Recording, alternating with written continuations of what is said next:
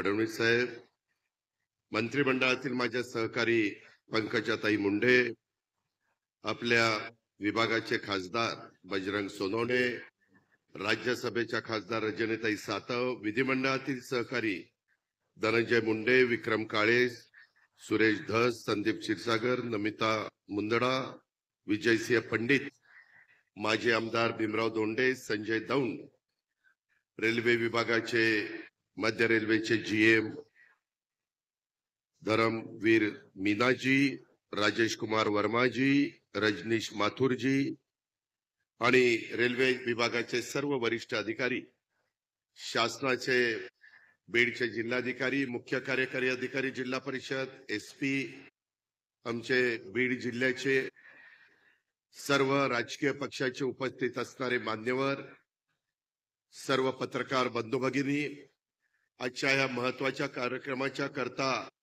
बीड जिल्ह्यातल्या अनेक भागातून आलेले आमचे नागरिक बंधू भगिनींनो आणि माझ्या तरुण मित्रांनो, बीड ते अहिल्यानगर ह्या रेल्वेचा शुभारंभ करण्याचा निर्णय ज्यावेळेस आम्ही आता पुन्हा महायुतीच्या सरकारचा जबाबदारी देवेंद्र फडणवीस यांनी स्वीकारली आणि देवेंद्रजी असतील, एकनाथरावजी असतील, मी असेल, आमचे सगळे मंत्रिमंडळातील सहकारी असतील, ह्या 5 वर्षाच्या काळामध्ये जनतेने एवढं भरभरून आपल्याला प्रेम दिलेलं आहे, भरभरून पाठिंबा दिलेला आहे. ह्याही जिल्ह्यांनी एखादा अपवाद वगळता सगळ्या जागा महायुतीला दिलेल्या आहेत आणि त्याच्यावर जनतेने जनतेचं काम केलेलं आहे. आता आपल्याला जनतेचे प्रश्न सोडवायचे आणि त्याच्यामुळं आम्ही मुख्यमंत्री आणि सगळेजण ह्या कामाला लागलो आणि बरेच वर्ष म्हणजे मी आता सगळ्यांची भाषणं ऐकत होतो. मी पण 91ला खासदार झालेलो होतो. त्यावेळेस 91 ते 96 हे पी.व्ही. नरसिंहरावजी मुख्य पंतप्रधान होते आणि इथं केशर काकू क्षीरसागर खासदार झालेले होत्या. त्यावेळेस सुरेश कलमाडी यांच्याकडे रेल्वे विभाग होता. त्यावेळेस या रेल्वेचं कामाचं भूमिपूजन झालं, परंतु पुढं प्रकल्प मंजूर 95-96 झाला, परंतु पुढं म्हणावं अशी गती मिळाली नाही. 99 मध्ये अहिल्यानगर आत्ताच आणि त्यावेळेस अहमदनगर नारायण ढो 14 कोटी रुपयाचा प्रकल्प आपण मंजूर केला. त्याच्यानंतर 2008 साल उजाडलं. नारायण ढो परळी 448 कोटीला मान्यता दिली. परत 2008 लाच सुधारित मान्यता 1010 कोटीला दिली आणि त्याच्यामध्ये राज्य सरकारने 505 कोटी आणि केंद्र सरकारने 505 कोटीची जबाबदारी स्वीकारली. एकूण अंतर होतं 261 किलोमीटर. आजपासून आपण 168 किलोमीटर काम सुरू करतोय. त्यापैकी नवीन जी सुरुवात आहे ती 68 किलोमीटरची. 2020 साल उजाडलं, 2538 कोटी सुधारित मान्यता. 2024 उजाडलं, 4800 कोटीची मान्यतेचा प्रस्ताव सादर आहे. आतापर्यंत 2300 कोटी रुपये महाराष्ट्र सरकारनी आणि 2500 कोटी रुपये रेल्वेनी अशा पद्धतीने खर्च केलेले आहेत आणि जानेवारी 2026 पर्यंत हा प्रकल्प पूर्ण करण्याचं प्रस्तावित आमच्या रेल्वे विभागाने केलेलं आहे. मी त्याकरता देशाचे पंतप्रधान नरेंद्र मोदी साहेबांचं, रेल्वे मंत्री महोदयांचं मनापासून अभिनंदन करतो, मनापासून त्यांना धन्यवाद देतो, आभार मानतो की त्यांनी या सगळ्या गोष्टी मनावर घेतल्यामुळं 95-96 मध्ये सुरू झालेलं काम जवळपास 30-35 वर्षांनी पूर्ण होत आहे. खरं बीडकरांनी पण एकदा आत्मपरीक्षण केलं पाहिजे, आत्मचिंतन केलं पाहिजे की इतक्या वर्ष जर आपण कामाला लावू लागलो तर याच्यात एक पिढी गेली, अख्खी एक पिढी गेली. एवढा विलंब लागून चालत नाही. अलीकडे तर मंत्रिमंडळात आमच्या मीटिंग असतात त्यावेळेस मुख्यमंत्री नेहमी सांगतात, अधिकारी म्हटले की या कामाला 5 वर्ष लागतील, ते म्हणतात अजिबात नाही, 3 वर्षात. हेलो फ्रेंड्स, मार्केट के ज्ञानी live from the trading floor. देखिए नंबर्स का कमाल, points, charts, analysis. Excuse me, आपके शो में एक छोटी सी एंट्री कर सकता हूँ? आप है कौन? बजाज फिनसर्व एएमसी से हूँ. क्विक क्वेश्चन, ये सब नंबर्स के चक्कर में इमोशंस भूल गए क्या? इमोशन एनालिसिस में।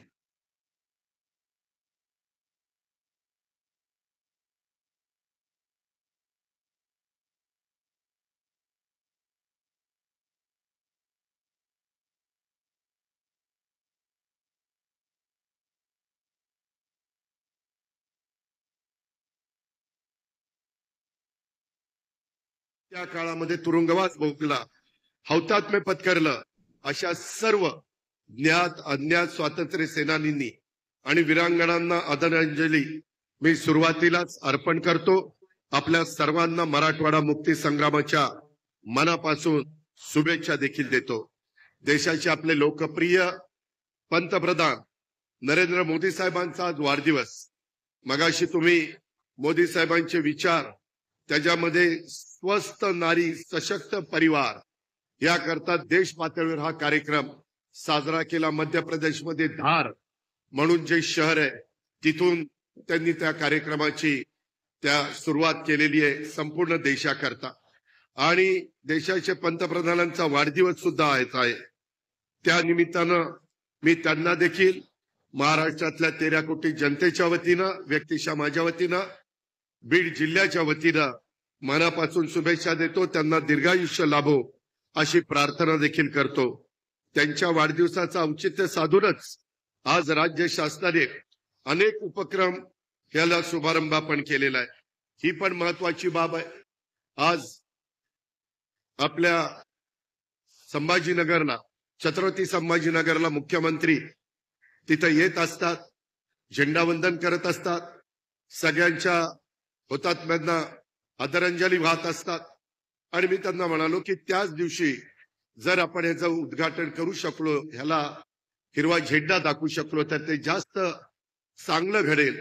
कारण पंतप्रधानांचाही वाढदिवस आणि आपल्या मराठवाडा मुक्ती संग्रामाचाही महत्वाचा दिवस, त्यांनी पण ते मान्य केलं. आणि त्याच्यामुळं आजचा हा दिवस बीड आणि अहिल्यानगर वासियांच्या दृष्टीनं अतिशय आनंदाचा आणि अभिमानाचा अशा प्रकारचा क्षण आहे. आज खऱ्या अर्थाने बीड जिल्ह्यातील नागरिकांनी अनेक वर्षापासून पाहिलेले स्वप्नांची पूर्तता होते. या नवीन रेल्वेच्या शुभारंभाच्या निमित्तानं मी बीड आणि माझ्या अहिल्यानगर या भागातल्या तमाम जनतेचं अभिनंदन करतो. या कार्यक्रमाला आदरणीय मुख्यमंत्री साहेब आणि रेल्वेचे अधिकारी पण उपस्थित आहे. तुमच्या जिल्ह्याचा पालकमंत्री या नात्याने मी मुख्यमंत्र्यांचं पण आपल्या सर्वांच्या वतीनं या कार्यक्रमाच्या निमित्तानं स्वागत करतो. जे रेल्वे खात्याचे अधिकारी आलेले आहेत बाहेरनं, त्यांचंही मी मनापासून बीड जिल्ह्याच्या वतीनं पालकमंत्री म्हणून स्वागत करतो. राज्याच्या सर्वांगीण विकासामध्ये मराठवाडा विभागातील सामाजिक, आर्थिक, शैक्षणिक, औद्योगिक विकासाचं योगदान हे उल्लेखनीय राहिलेलं आहे. धार्मिक आणि ऐतिहासिक पर्यटन स्थळांचा समृद्ध वारसा लाभलेली ही संतांची भूमी खऱ्या अर्थानं विकासाकडे वाटचाल करते असं म्हटलं तर ते वावगं ठरणार नाही. मराठवाड्याच्या रेल्वेच्या इतिहासात आजचा दिवस हा स्वर्णिम त्याच्यामध्ये दिवस आहे. हा मार्ग केवळ 2 जिल्ह्याला जोडणारा नाहीये, तर लाखो लोकांच्या स्वप्नांना जोडणारा आहे. आणि इथं आपल्याला थांबायचं नाही. आज पहिल्यांदा ही रेल्वे मुख्यमंत्र्यांनी हरी झेंडी दाखवल्यावर आजच्या दिवशी फक्त मोफत प्रवास करायचा आहे, परत तिकीट काढून प्रवास करायचा आहे. नाहीतर म्हणाल त्या दिवशी आम्हाला फुकट दिलं ना, आता काय पैसे घेताय. आजच्या दिवसापुरतच आहे, कारण आज उद्घाटन आहे. त्याच्यामुळं सवयी चांगल्या लावा. नाहीतर मी मागापासून बघतोय, मी महाराष्ट्रात फिरत असतो, वेगवेगळ्या भागात जात असतो, परंतु तुम्ही असे आज चेकाळलाय, तुमचे नेते उठले की वो काय तुम्ही कधी रे सुधारणार तुम्ही. परत मग मी बोललो की दादा आले आणि आम्हाला बोलले, अरे जग कुठं चाललंय, इतर देश कुठं चालले, इतर राज्य कुठं चालली. आपण जरा आत्मचिंतन, आत्मपरीक्षण करा. कशामध्ये आपण वाद घालतोय, कशा करता समाजामध्ये तेढ निर्माण करतात. अरे आपण सगळे माणूस आहेत, माणुसकी दाखवा. शेवटी आमच्या राज्याला, महायुती सरकारला सर्व जाती धर्माला न्याय द्यायचा. आम्ही जातीचा पातीचा नात्याचा गोत्याचा राजकारण करायला आलेलो नाहीये. आम्ही समाजाचं भलं करायला आलेलो नाही. देशाचे पंतप्रधान आमच्या पाठीशी आहे. केंद्र सरकार आमच्या पाठीशी आहे. राज्याचे मुख्यमंत्री सतत त्या ठिकाणी काम करतायत. कुठल्याही विकास कामाच्या बद्दल कुणी जर अडथळा आणला तर अधिकाऱ्यांना सांगतात इथं राजकारण करायचं नाही, इथं समाजाचं हित बघायचंय. ह्या पद्धतीनं काम चाललंय. आज गेल्या काही महिन्यात मला तर आज इतकं वाईट वाटलं की मी सहज विचार करत होतो. केशर काकू क्षीरसागरांच्या काळात भूमिपूजन झालं, त्याच्यानंतर रजनीताई पाटील खासदार झाल्या, नंतर जयसिंगराव गायकवाड 2 वेळेला खासदार झाले, नंतर मुंडे साहेब 1 वेळेला खासदार झाले, नंतर अचानक ते आपल्याला सोडून गेले. त्यांना मी भावपूर्ण श्रद्धांजली अर्पण करतो. त्याच्यामध्ये नंतर प्रीतमताई राहिलेल्या टर्म मध्ये आल्या, नंतर अजून एक टर्म प्रीतमताईंना मिळाली आणि आता बजरंग सोनवणे आले. एवढे खासदार झाले तेव्हा कुठं आपली रेल्वे अजून पण पुढे जायची आहे. मी या मताशी सहमत आहे. मुख्यमंत्र्यांशी मी आत्ताच बोलत होतो की अहिल्यानगर नाही, आम्हाला पुण्याला जायचंय. पुण्यापर्यंत हडपसरला तिथं आम्ही आता व्यवस्थितपणे स्टेशन करतोय आणि पुण्यानंतर आपल्याला मुंबईला जायचंय. मुंबईला देखील तिथं प्लॅटफॉर्म उपलब्ध होत नाही, परंतु त्याच्याकरता देखील रेल्वे मंत्र्यांनी लक्ष घातलंय. देशाचे पंतप्रधान नरेंद्र मोदी साहेब झाल्यापासून त्याच्यामध्ये बुलेट ट्रेन, त्याच्यामध्ये वंदे भारत ट्रेन, त्याच्यामध्ये अनेक शहरांच्या मध्ये मेट्रो, त्याच्यामध्ये आपल्या इथं अनेक जुने प्रलंबित राहिलेले रेल्वेचे प्रकल्प, अनेक रेल्वे स्टेशन, इतकी सुंदर रेल्वे स्टेशन वेगवेगळ्या भागातली होत आहेत. हे आपल्या सर्वांचं काम आहे. हे रेल्वे स्टेशन पण अजून काही थोडंसं काम राहिलंय. मी सकाळी मीना साहेबांशी आणि बाकीच्या मान्यवरांशी बोलत होतो.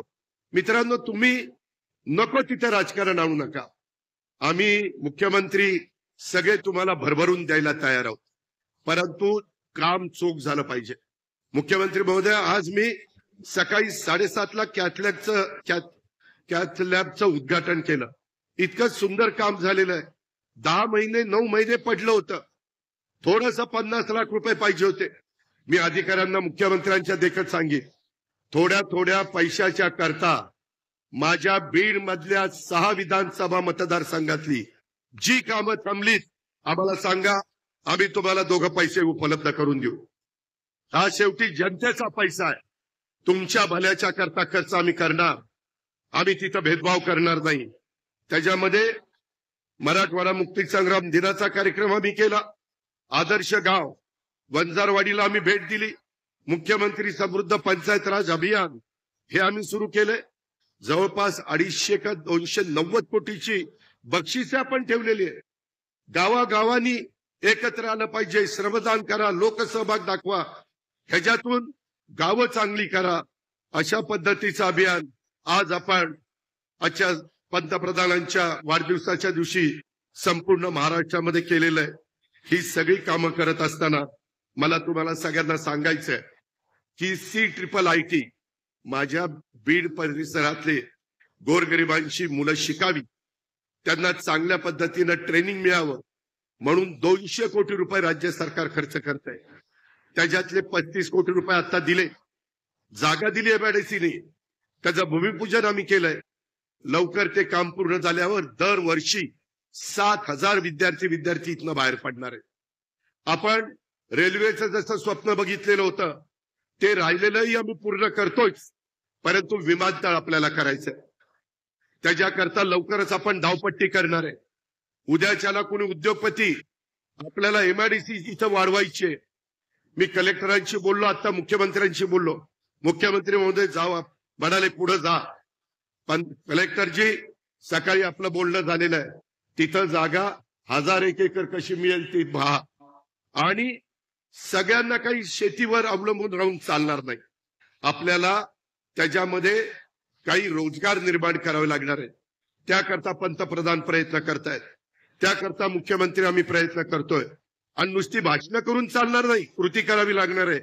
त्याकरता आम्ही कमी पडणार नाही. आम्ही कामाची माणसं, आम्ही बिनकामाची माणसं नाही. नको तिथं राजकारण आणणारी माणसं आम्ही नाही. आणि याकरता ते काम आता घेतलंय. 25 कोटीचं क्रीडा संकुलाचं काम तुमचं मंजूर केलेलं आहे, ते आपल्याला सुरू करायचं आहे. कालच खासदार आमदारांना घेऊन बसलो होतो. नमिता मुंदडा इथं आहे. पहिलं आशिया खंडातलं पहिलं तालुक्याचं आपलं महाविद्यालय मेडिकल कॉलेज हे अंबेजोगाईचं आहे. तिथं बरंच काम करण्याची गरज आहे. मुख्यमंत्री महोदय, काल मी आढावा घेतला. जवळपास 1000 कोटी रुपये त्या कामाच्या करता लागताय. आपल्याला केंद्राकडनं पण काही पैसे घ्यावे लागतील. आज आम्ही त्यातल्या इथं उद्घाटन केलं. तिथंही 5 एकर जागा ती पोलीस खात्याची, आता पोलीस खात्याला लागत नाही. माझी विनंती आहे की ग्रामीण रुग्णालयाच्या इतर सुविधा देण्याच्या करता आज आपण ती जागा आपल्या सार्वजनिक आरोग्य विभागाला हँडओव्हर करावी, म्हणजे तिथं आपल्याला बाकीच्या सगळ्या गोष्टी करता येतील. माझ्या बीड मधल्या कुठल्याही गोरगरिबाला उपचार करण्याच्या करता पुण्याला मुंबईला जायची वेळ येऊ नये. ज्यांची ऐपत आहे ते जातात, गरिबांनी काय करायचं? त्याकरता महायुती सरकारने आरोग्याकडं, शिक्षणाकडं, रोजगाराकडं, त्या अहिल्यानगरला जाताना वाचणार आहे. आता थोडासा प्रवास जास्त आहे, वेळ आणि जवळपास 5 तासाची आहे, पण ती टप्प्याटप्प्यामध्ये आपण कमी करणार आहोत. विकास करत असताना त्याच्यामध्ये मार्ग काढावा लागतो. पिण्याच्या पाण्याचा, शेतीचा पाण्याचा प्रश्न देखील आपल्या महायुतीच्या सरकारने मनावर घेतलेला आहे. त्याबद्दल आपण काळजी करू नका. फक्त कुठेही अडचण निर्माण होईल तुमच्या ऐकण्यात. सगळे आता इथे लोक हे पुढारी बसले त्यांच्याच ऐकण्यात आहे. दुसरं कोण तुम्हाला पुढारी? जे काही आहेत, काही मुंडे भाऊ बहिणीचं ऐकणार आहेत आणि काही बजरंगाचं ऐकणार आहेत आणि थोडीफार राहिली ती माझं आणि मुख्यमंत्र्याचं ऐकणार आहे. म्हणजे सगळं कामच झालं. आता वाद घालू नका. आपल्या बाप दाद्यांनी जे काही स्वप्न पाहिलेलं होतं ते स्वप्न आता बऱ्याच अंशी पूर्णत्वाला गेलेलं आहे. पुढेही आपल्याला जोरात काम करायचंय आणि ते काम करत असताना अनेक गोष्टी इथं आम्ही हातामध्ये घेतलेल्या आहेत. कुठल्याही परिस्थितीत मुख्यमंत्र्यांच्या साक्षीनं सांगतो, इथल्या विकास कामाला निधी कमी पडून दिला जाणार नाही. हे देखील अर्थमंत्री म्हणून मी तुम्हाला सगळ्यांना सांगतो. फक्त आपण चांगल्या सवयी लावा. आता पाऊस काळ चांगला झालाय. कालच कॅबिनेटमध्ये मुख्यमंत्र्यांनी सांगितलं, कुठेही माझा बैराजा, कुठेही माझा शेतकरी हा अडचणीत येता कामा नये. ताबडतोब पंचनामे करायला सांगितलेले आहेत. जिथं कुठं काही पूल वगैरे रस्ते अडचणीत आलेले आहेत त्याला निधी भरपूर उपलब्ध करून दिलेला आहे. त्याच्यामध्ये आता जिल्हाधिकारी आणि त्यांच्या सगळ्या टीमनी काम करायचंय. ह्या पद्धतीनं आपण पुढे जाऊया. आम्ही तुम्हाला चांगल्यातलं चांगलं करण्याचा मनापासूनचा प्रयत्न करू. दिलेला पैसा हा सत्कारणी लागला पाहिजे. पैसा हा चुकीच्या पद्धतीनं खर्च झाला तर तुम्ही सत्ताधारी पक्षाचे कार्यकर्ते असाल, विरोधी पक्षाचे कार्यकर्ते असाल, अधिकारी कुणी असाल, तर त्या अधिकाऱ्यांची गय केली जाणार नाही. चांगल्या अधिकाऱ्यांनी काम करा. चांगल्याच्या पाठीशी मुख्यमंत्री आम्ही सगळेजण उभे राहू. चांगलं काम करताना तुमच्यावर कुणी राजकीय आणला तरी तुमच्या पाठीशी आम्ही उभं राहू. पण आता आपण माग फिरायचं नाही, माग वळून बघायचं नाही. आता बीड जिल्ह्याचा सर्वांगीण विकास हे ध्येय घेऊन आपण पुढे जायचं. एवढीच आग्रहाची, नम्रतेची, कळकळीची विनंती करतो आणि आपल्या सगळ्यांची रजा घेतो. जय हिंद, जय महाराष्ट्र. खूप खूप धन्यवाद सर, आपल्या मार्गदर्शनाबद्दल आणि प्रोत्साहनाबद्दल.